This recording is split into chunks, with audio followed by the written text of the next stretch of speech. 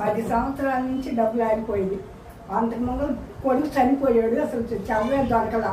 దాని మూలనే నేను ప్రార్థన దగ్గర ఆడిపోయి వెళ్ళలేకపోతున్నా. ఎవరికి వెళ్తానని చేయలేకపోతున్నా. ఏసయ్యా నా పరిస్థితి ఏందయ్యా, బిడ్డలు లేకుండా చేశావు. బిడ్డను వృద్ధాగా తీసుకుని శవం కూడా దొరకపోయింది. నాకెందుకు ఇంత అన్యాయం అయిందని ఏడ్చుకుంటూ 10 సంవత్సరాలు ఏడ్చినాక మళ్ళీ పెద్ద కుమారుడు చనిపోయాడు.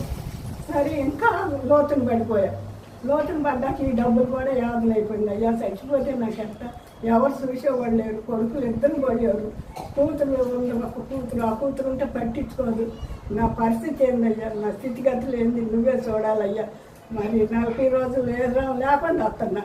నా మనసులో నేనే అనుకుంటే ఇంక 4 రోజులే ఉంది. ఏందయ్యా ఇంకా మాట్లాడలేదు. మాట్లాడే దేవుడు విద్య లేని దాన్ని, పామాదాన్ని, పనికి మాలిన దాన్ని, దిక్కు మాలిన దాన్ని అని ఏడ్చుకుంటూ ఉండేదాన్ని.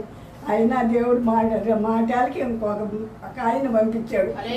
అదే ఇక అందుకని పోతే కళ్ళు తాతం పడి 10 రోజులు పక్కని చెప్పాడు. దేవుని స్తోత్రం.